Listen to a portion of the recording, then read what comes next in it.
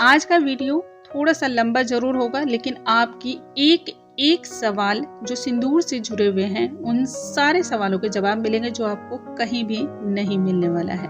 हिंदू रीति रिवाजों को मानने वाली जितनी भी महिलाएं होती हैं वो सभी महिलाएं सिंदूर के महत्व को जानती हैं।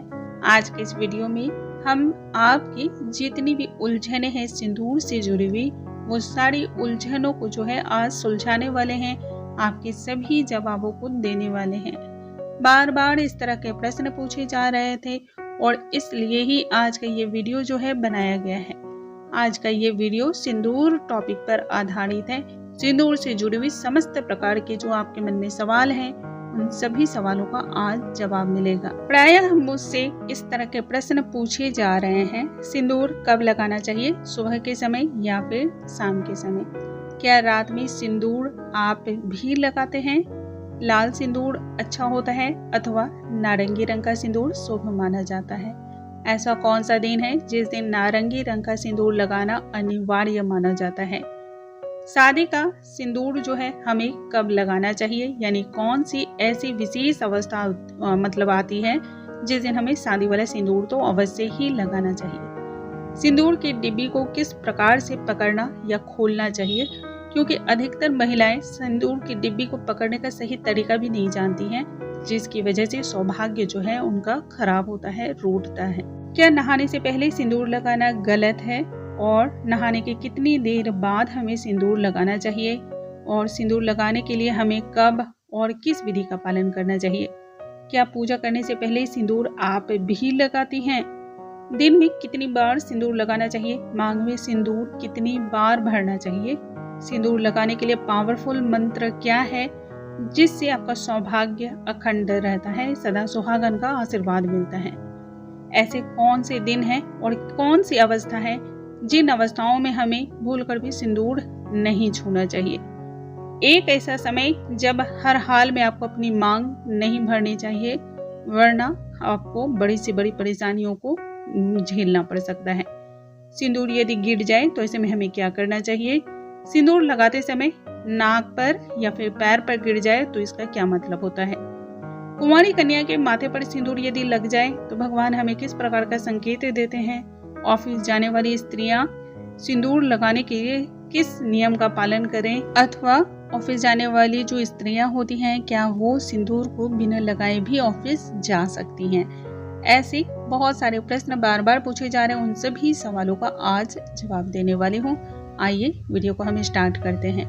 उससे पहले दोस्तों, यदि आप चैनल पे पहली बार आए हो तो चैनल को लाइक, शेयर और सब्सक्राइब करना बिल्कुल ना भूलें। साथ में नोटिफिकेशन बेल को जरूर ही प्रेस कर लीजिएगा ताकि हमारे जितने भी लेटेस्ट वीडियो आएंगे उनके नोटिफिकेशन आप तक सबसे पहले पहुंच पाएंगे। अखंड सौभाग्यवती के आशीर्वाद को प्राप्त करने के लिए नित्य प्रतिदिन हम सभी सुहागिन महिलाएं हो अथवा कुमारी कन्याएं आए दिन कोई न कोई पूजा पाठ, धर्म कर्म से जुड़े हुए सभी नियम और विधियों का पालन अवश्य करते हैं। इसके बावजूद भी प्रकृति के द्वारा कभी कभी ऐसी घटनाओं का जन्म होता है जो सब कुछ बर्बाद कर देती है। एक सुहागन स्त्री के लिए सिंदूर के मायने क्या है, इसे ना तो किसी शब्दों से बयां किया जा सकता है और ना ही किसी लेखनी के माध्यम से समझाया जा सकता है या लिखा जा सकता है। आज के इस वीडियो में हम जानेंगे सिंदूर लगाते समय कौन कौन से नियम का ध्यान रखना चाहिए। जिस प्रकार से एक अच्छे रिश्ते को बनाने के लिए प्यार, त्याग, अपनेपन और समर्पण की जरूरत होती है, उसी प्रकार एक स्त्री के अखंड सुहाग को बनाए रखने के लिए, सही और मधुर रिश्ते के तालमेल को बनाए रखने के लिए सिंदूर के इस्तेमाल के सही नियमों का पालन करना बहुत ज्यादा जरूरी होता है। आज के इस वीडियो में आपको सिंदूर से जुड़े हुए आपके सभी सवालों के जवाब मिलने वाले हैं। दोस्तों, सबसे पहले हम जानते हैं कि सिंदूर कब लगाना चाहिए, सुबह को या फिर शाम को? तो माना जाता है सुबह को सिंदूर लगाना तो बहुत ज्यादा जरूरी होता है और शाम को जो सिंदूर हमें लगाना चाहिए वो गोधूली वेला में लगानी चाहिए, यानी कि सूर्य जिस समय अस्त हो रहा हो और रात की बेला जो है वो शुरू होने वाली हो या आकाश में थोड़ी सी लालिमा मौजूद हो, उस समय आपको शाम को सिंदूर लगाना चाहिए। और बहुत सारी महिलाएं ऐसी हैं जो रात्रि में भी सिंदूर लगाती हैं, तो ये बहुत ही अशुभ माना जाता है। रात्रि में सिंदूर लगाना नकारात्मक ऊर्जाओं को अपनी ओर खींचता है। इसलिए रात्रि में सिंदूर बिल्कुल ना लगाएं। यदि आप ऐसी गलती करते हैं तो आज से ही बंद कर दें। अब बात आती है कि सिंदूर लाल वाला अच्छा होता है या फिर नारंगी रंग वाला। तो दोस्तों वैसे तो सिंदूर कोई भी आप इस्तेमाल कर सकते हैं, लाल वाले सिंदूर को भी आप इस्तेमाल करें या फिर नारंगी रंग वाले को भी। दोनों ही सिंदूर अच्छा माना जाता है और शुभ माना जाता है। लाल रंग का जो सिंदूर होता है वो ऊर्जा का प्रतीक माना जाता है और माँ शक्ति जो है वो ऊर्जा का ही कारक मानी जाती है। लेकिन नारंगी रंग का सिंदूर सबसे ज्यादा शुद्ध और शुभ माना जाता है। यदि आप नारंगी रंग के सिंदूर को लगा सकती हैं तो नारंगी रंग के सिंदूर को धारण करें, ये बहुत ज्यादा उत्तम माना जाता है। लेकिन किसी भी अवस्था में यदि आप लाल रंग का सिंदूर ही चुन रही हो तो मन में सिंदूर लगाते समय किसी भी प्रकार का लेकिन संचय आपको नहीं रखना चाहिए। ऐसा कौन सा दिन है जिस दिन नारंगी रंग का सिंदूर लगाना बहुत ही अनिवार्य होता है? इस सवाल पे दोस्तों जरूर आप ध्यान दीजिए। नारंगी रंग का सिंदूर वैसे तो आप जब भी बृहस्पतिवार यानी कि गुरुवार का दिन आए उस दिन कम से कम जरूर लगाएं, क्योंकि महिलाओं के जो विवाह के कारक देव माने जाते हैं वो भगवान बृहस्पति देव माने जाते हैं। नारंगी रंग वाला जो सिंदूर होता है उससे बहुत ही शुद्ध और शुभ माना जाता है। दूसरी बात है, नारंगी रंग के सिंदूर को जब भी कोई खास पूजा पर्व त्योहार आता है तो उस दिन नारंगी रंग के सिंदूर को लगाना अनिवार्य हो जाता है। जैसे कि जो भी महिलाएं करवा चौथ का व्रत करती हैं या फिर आपके घर में किसी भी प्रकार का कोई खास उत्सव हो रहा हो या आप हरितालिका तीज का व्रत रखती हूँ, माँ मंगला गौरी का व्रत रखती हूँ, तो इस दौरान जो है आपको नारंगी रंग के सिंदूर को लगाना अनिवार्य माना जाता है। अब बात आती है शादी का जो सिंदूर होता है वो कब लगाना चाहिए। दोस्तों वैसे तो शादी के सिंदूर को बहुत ही संभाल के रखने की जरूरत होती है। ये कुदरत का दिया हुआ, ये माँ पार्वती का दिया हुआ हमें आशीर्वाद होता है, तो इसे प्रसाद समझकर बहुत संभाल कर और इसे रखना कहाँ है ये भी अगले वीडियो में मैं बताऊंगी। बहुत सारी महिलाओं को शादी का सिंदूर कहाँ रखना चाहिए इसके बारे में जानकारी नहीं है, तो इन सभी चीजों के बारे में मैं आगे वाले वीडियो में आपको जानकारी दूंगी। आज ये बता रही हूँ कि शादी का जो सिंदूर होता है वो कब लगाना चाहिए।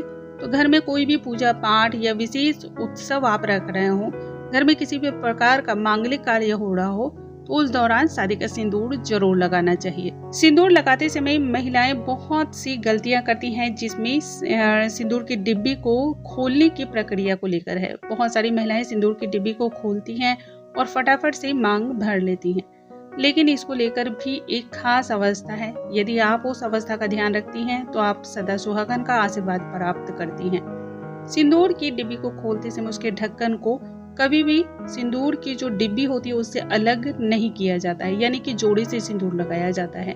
सिंदूर की जो ढक्कन होती है उस डिब्बी में हमेशा जुड़ी हुई अवस्था में होनी चाहिए, अलग नहीं होनी चाहिए। बहुत सारी महिलाएं ऐसी भी हैं जो नहाने से पहले भी सिंदूर को लगा लेती हैं, जिसे शास्त्रों में बहुत ही ज्यादा गलत बताया गया है, क्योंकि सिंदूर जो होता है बहुत ही पवित्र होता है और इसे बहुत ज्यादा शुभ माना जाता है। दैविक क्रियाकलापों में भी सिंदूर का उपयोग किया जाता है, इसलिए सिंदूर की महत्ता को जरूर आप समझें और स्नान से पहले सिंदूर को अपनी मांग में न लगाएं और ना ही सिंदूर को स्पर्श करें।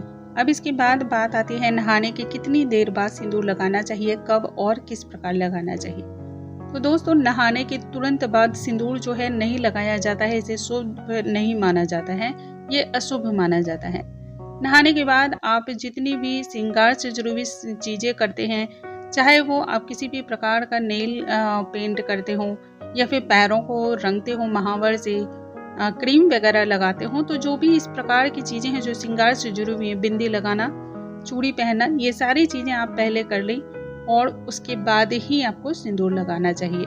सिंदूर को याद रखें, बहुत सारी महिलाएं ऐसी हैं जो पूजा करने के बाद सिंदूर लगाती हैं, तो ये भी गलत माना जाता है। बिना मांग भरे किसी भी शादीशुदा महिला को जो है पूजा पाठ की अनुमति भी हमारे शास्त्रों में नहीं दी गई है। अब इसके बाद बहुत सारी जगह ये भी प्रश्न आते हैं कि सिंदूर सबसे पहले माँ गौरी को अर्पण करने का विधान है, तो ऐसे में सिंदूर हम मांग में कैसे भरें।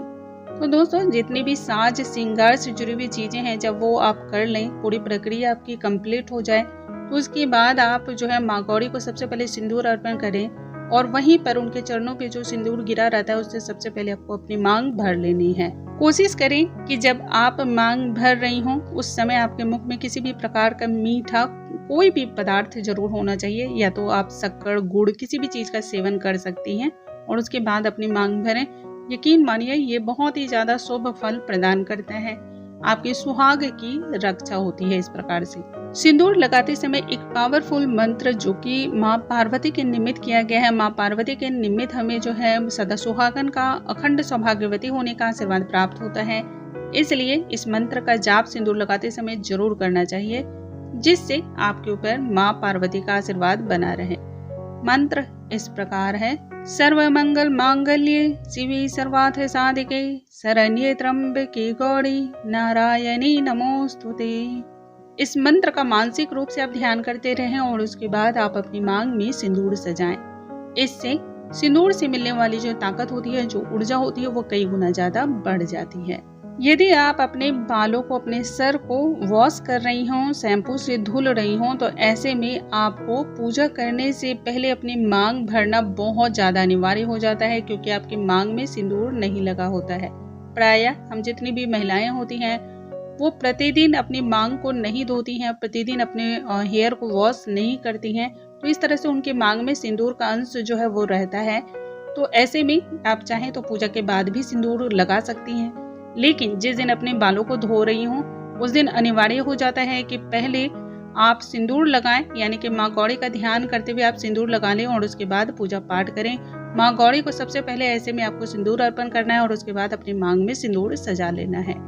फिर पूजा की सारी प्रक्रिया को आपको पूर्ण करना है। शास्त्रों में बताया गया है कोई भी जो सुहागिन महिला होती है वो बिना अपनी मांग को सजाए और बिना माथे पे बिंदी लगाए किसी भी पूजा पाठ को नहीं कर सकती है। यदि वो सुहागन है तो ये अनिवार्य हो जाता है। अब इसके बाद बात आती है कि मांग में सिंदूर कितनी बार भरना चाहिए। तो दोस्तों, मांग में सिंदूर जो है वो 5 बार भरना चाहिए। 5 बार जो है बहुत ही शुभ माना जाता है।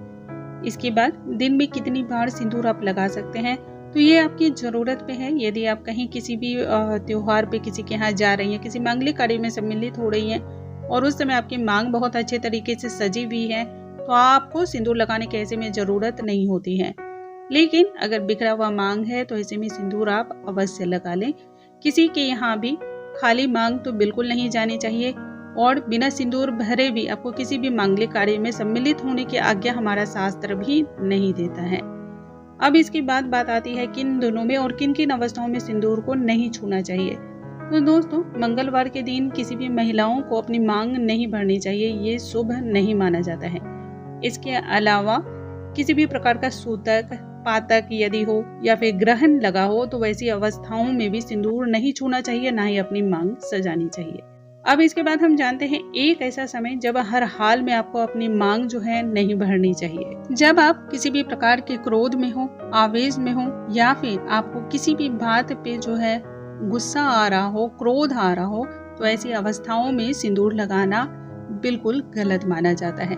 कहा जाता है जो भी महिलाएं इस अवस्था में अपनी मांग भरती हैं उसके दाम्पत्य जीवन में बिखराव आना जो है वो तय होता है। दाम्पत्य जीवन में हमेशा किसी न किसी प्रकार की रुकावट, परेशानियां जन्म लेती ही लेती हैं। इसलिए हमें ऐसे में बचना चाहिए। शांत मन से और पवित्र मन से मांग में सिंदूर भरें। माँ पार्वती का ध्यान करते हुए खुशी और प्रसन्न मुद्रा के साथ मांग में सिंदूर भरना चाहिए। अब इसके बाद हम जान लेते हैं कि सिंदूर यदि गिर जाए तो ऐसे में क्या करना चाहिए। तो दोस्तों, जब भी सिंदूर गिर जाए उसे उठाकर अपने सिंदूर दानी में नहीं रखना चाहिए।